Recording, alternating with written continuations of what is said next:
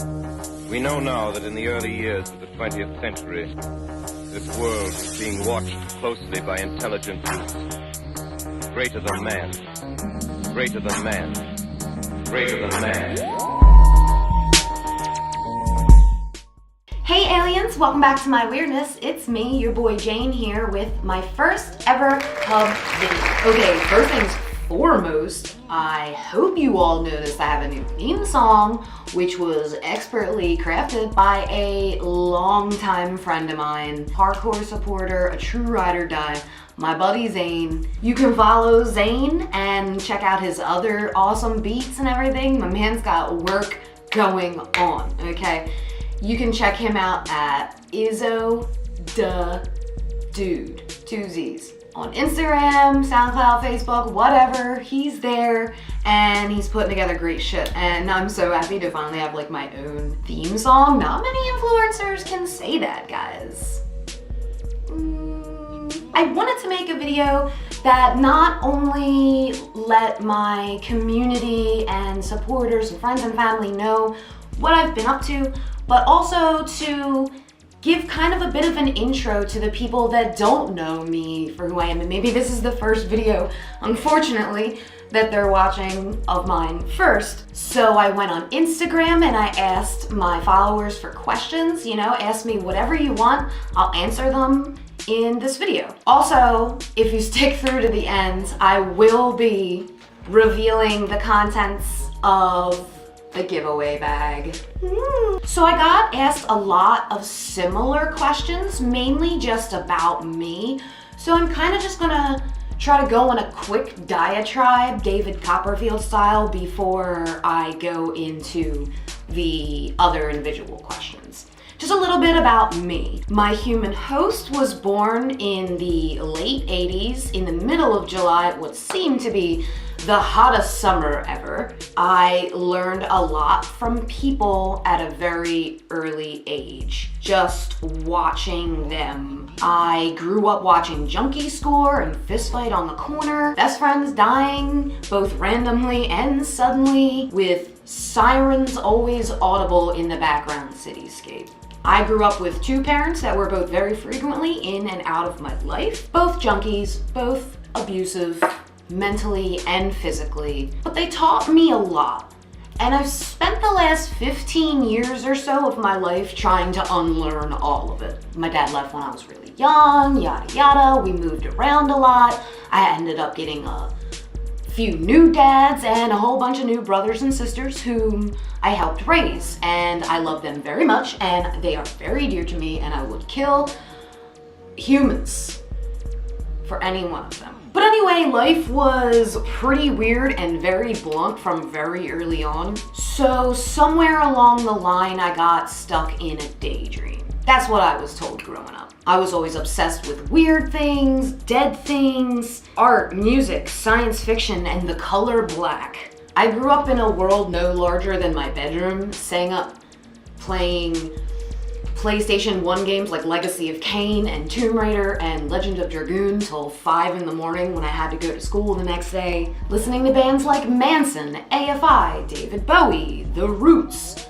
and the motherfucking Wu-Tang Clan. I fucking love music. It is truly my drug of choice, especially when there's no other drugs around. Let's see, what else? I am a huge nerd. I love comics, particularly Batman, Green Lantern, Super, The Surgeon, Chew, I Hate Fairyland, Black Science. Between my husband and I, we have a ton of comic books, and the world is our nerdy oyster. Oysters are so gross. Who was like, oh look, a rock with a snot in it, let's eat it. I definitely took that joke from somewhere. I can't remember who it was. Possibly Mitch Hedberg. I love Mitch Hedberg. Anyway, moving on. My top 3 shows of all time are GOT, Doctor Who, and Star Trek TNG, in that order. Those are the 3 shows I can watch over and over and over again anytime, still learn something new about them from them. I love sci-fi and fantasy movies, Star Wars, Lord of the Rings, Aliens, obviously, but I fucking love horror movies. The B-ratier, the better. Sloppy, gory, psychologically fucking. Takashi Miike, I love to be scared. I also love when turkeys are evil and are like, nice tits, bitch, gobble gobble. What is... Sorry, I'm sorry. Some hobbies I have include a roadkill photography. I actually want to do a coffee table book at some point once my collection gets big enough. I know it's a little weird, but it'll be gross and great. You'll see, just, you know, give it time. I also like painting and drawing and writing as well, and I do a lot of stuff like that in my free time, and also video games because I still love them. I'm a giant child and I can't help that. But I also do art, like actual art. Aside from the makeup I do, which I am heavily contoured today. Yeah, if you're interested in seeing the other kind of stuff I do for money, then head on over to my commissions page and you can see it there. I'll link it. Let's see, what else? I am married to an amazing nerd slash musician whom I absolutely adore. I met him online 7 years ago. No magical story there, just kind of a narrative of our times. We're both rather introverted in real life, so we probably would have never met if it wasn't for the internet.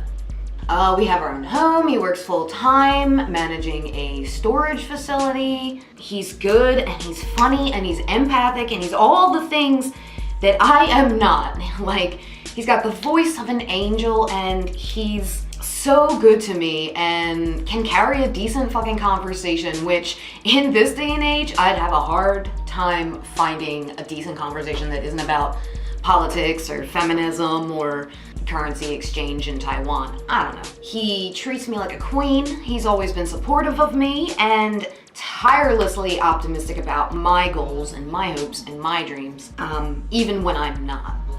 So I do a variety of different work, art commissions, MUA work, photography, odd jobs. I sell makeup on the side, but that's not, I use it for the experience because my goal is to eventually start my own makeup company. Not just a brand and I order product from another factory and slap my logo on it. I wanna know what's in those ingredients. I wanna know that they work for all types of people. I want to make good products and I want to use my experience with formulas and color theory and tools and such so that I can make the best possible products. That's my goal. But first I need to build a large community that trusts me and my opinion and will support me on through to the final goal, you know, and the true final goal is not only to have my own makeup company, all right? It's to make products that won't let you guys down. Like you guys that love makeup and have problems figuring out this or just haven't found the right that. I want to make products that will work for you physically, financially, formula-wise, application-wise, just all around. That's my goal. That's really all it is. I just want to make shit for people like me that are unpleased or just lacking, I don't know. So I also got asked a few other interesting questions that I wanted to go over because some of them made me laugh. And of course a lot of them are from my friends, you know, that know me, but some of them were good questions and I wanted to kind of go over them with those of you that don't know me. First of all, my best friend Dame in the whole world, he gets the first spot. He asked me what my favorite food is. Now, bitch, I love food.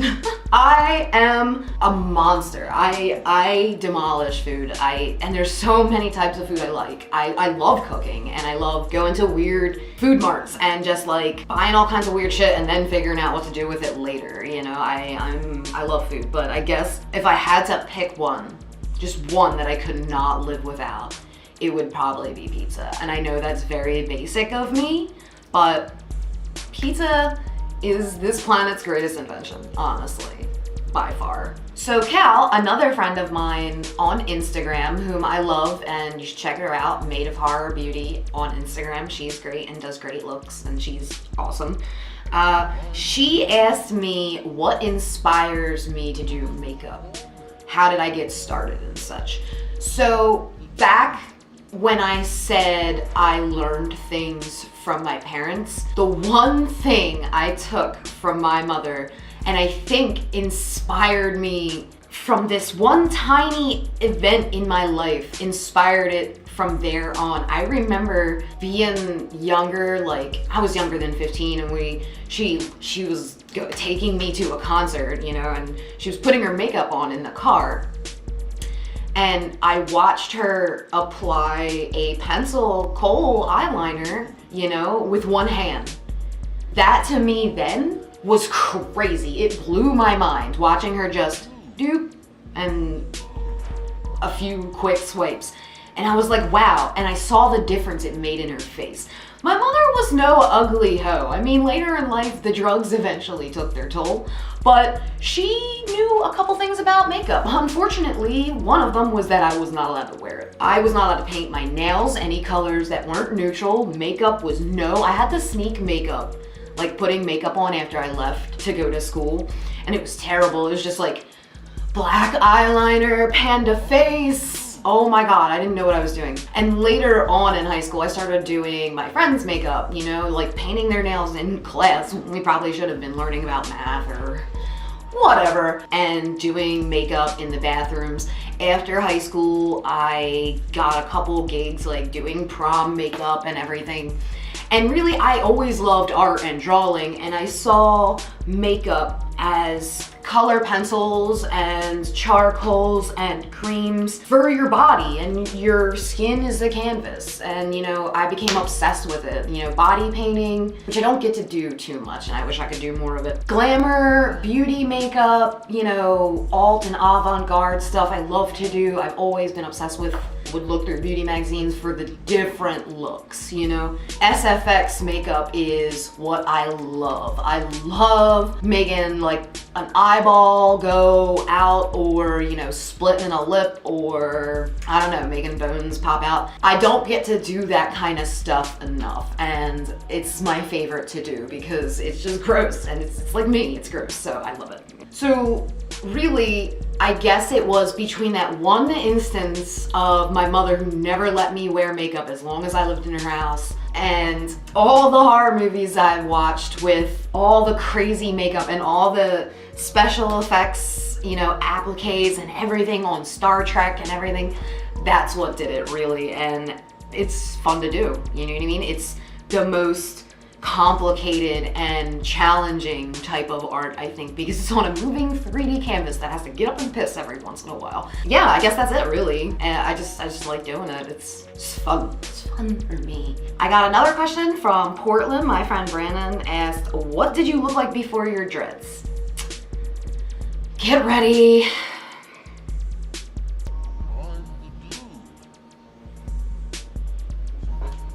I hope that answers your question. He also asked me something else, which I decided to answer. I know it was supposed to be a joke, but I'm gonna have fun with it a little bit. He also asked, when did you realize you were a troll and needed to cover it up?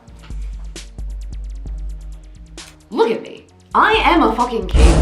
I wasn't born like this. It takes a lot of work and miracle makeup to cover all of it. Look, look, look. Huge nose, wild, brightly colored hair, creepy closed lip smile. The only thing I'm missing is a gem in my belly, and well, you guys don't know that. Jay asked me, when did you realize you were an alien? Good question. It was probably when I was born, I think, yeah. My species, through a million years of evolution, are gifted with full sentience from the moment of conception, which takes place on a massive planet-sized facility somewhere along the edge of the Sculptor system. It's a little more than 5 megalight years away, you know, hop, skip, and jump. Anyway, one moment, complete darkness. The next moment, I was planning my approach that I would take for the Meteor Academy exams. In my mind, the moment I opened my eyes, I was already on the exploration crew of a masterclass fleet ship, an alien on a new world, searching out new life and new ways to apply makeup. So Steve asks, if you could live anywhere in the world, where would you move to? Well, this has changed a lot over the years. I wanted to do Japan, Hawaii, Scotland at some point. Really, most recently, I'm super amped on the idea of moving to Singapore and just getting completely lost and absorbed into a culture that's utterly foreign to me. Yeah, so I guess Singapore for now. We'll see. He also asks why I'm a bitch. Why not? Okay, so that pretty much wraps up all the questions. I answered everything else in my diatribe in the beginning, and I hope that clears everything up a little bit. Finally, what you're all here for, if you've made it through my smattering of blabbering, the giveaway bag. Yes, look at this. It's got this fabulous pattern that's kind of like reptilian almost like snake skin or lizard. And we're gonna go through what's inside. Now, I'm not gonna tell you everything that comes with the giveaway. I got a couple surprises up my sleeve. Either way, there's a pretty good amount of stuff in here, so let's get to it. I wanna firstly mention that most of these products are full size. I got a lot of them from recent subscription boxes, and they're all either independent or higher end brands, and it's a variety of different stuff, and I hope you guys are excited about it. The first item I got in a Boxy Luxe. It is the Deborah Lippman Mini 2-pack nail polishes in Donna and Modern Love. So they're little guys. They are 2.27 fluid ounce nail polishes. One is like a shimmery nudish, and the other is a matte-ter nudish with no shimmer. This retails for $20 on the Deborah Lippman website. The next item is this Amika Soulfood Nourishing Mask. It came in an Allure Beauty box, I believe. The 2 fluid ounce version retails for $12 on the Love Amika website. The next item on the list is the Touch in Soul No Poreblem Primer. The No Poreblem Primer, it's so hard to say. This retails for $18 on the Sephora website. The next item retails for $16. It is an NCLA nail polish. I have a couple pinks, and I do use pinks sometimes for certain looks, but I've got the pinks I need, and I don't need this. This, like I said, retails for $16 on the NCLA Beauty website. The next product is the Briogeo Rasarco Reparative Leave-In Conditioner Spray. This 2 fluid ounce version retails for $12 on the Briogeo website. This next one, the ouai, I don't know how to pronounce that, ouai, O-U-A-I, Scalp and Body Scrub Mini. Now, this came in an Allure Beauty box as well. It's 1 fluid ounce. Now, they don't sell this size on their website. The full size is 8.8 fluid ounces, and that sells for $38. So this is roughly 4 and some change. The next item up is the Model Co. Metallic Eyeshadow Trio. This came in a boxy perhaps, and I did swatch it once with clean fingers. This runs for $18 with 0.1 ounce of product. It's on the Model Co. site for $18. The next item is the first of 3 brow items. Now, I get a lot of brow items in subscription boxes, and most of them I can't use because I don't have any eyebrows to begin with. The first item is the Billion Dollar Brows Universal Brow Pencil. It is 0.009 fluid ounces of product and retails for $18 on the Billion Dollar Brows website. It says a universal color. It looks brown to me. It says it works with all hair and skin types. The next item up is this full-size Too Faced Better Than Sex mascara. It is 0.27 ounces of product for a retail price of $24. On the website for Too Faced as well as Sephora, it's pretty much roundly $24. The next brow item is the briogeo Tanya Crooks Instant Brown Hair number 2. Tinted brow gel with microfibers. This little lady is 0.099 ounces and retails for $22 on the briogeo website. The next item is this full-size Cover FX glitter drops in the shade Nova. The 0.5 fluid ounce bottle I have here retails for $44 on the Cover FX site. It's a golden situation. You wanna be shiny? Now's your chance. The next item in the giveaway is the Tarte Rainforest of the Sea Limited Edition Volume 3 Eyeshadow Palette with 8.05 ounce pans. It retails at $36. Now, I got this again in a boxy charm. The packaging is gorgeous. I think it's very cute. They're all very shimmery shades and they were each swatched one time with a clean finger. The final item I'm gonna show you guys is this iconic London eyebrow cushion in medium, okay? This is, again, an eyebrow product, the final eyebrow product, and it retails for $40 on the iconic London website. So when you open it, this has a film on it, which I didn't remove. It has this fun little applicator, little brushy side and a little angled side, and this little pod bit that opens and it is still sealed. Retails for $40 and the packaging is super cute. So that's it for the reveals for the giveaway. There's still more stuff in this bag, but I'm not gonna show you that. You'll find out when you get it. This is my first ever giveaway, and I just wanna say thanks to everybody. I just recently got to 1K followers on Instagram. It's been a long, arduous climb, but here we are, sisters.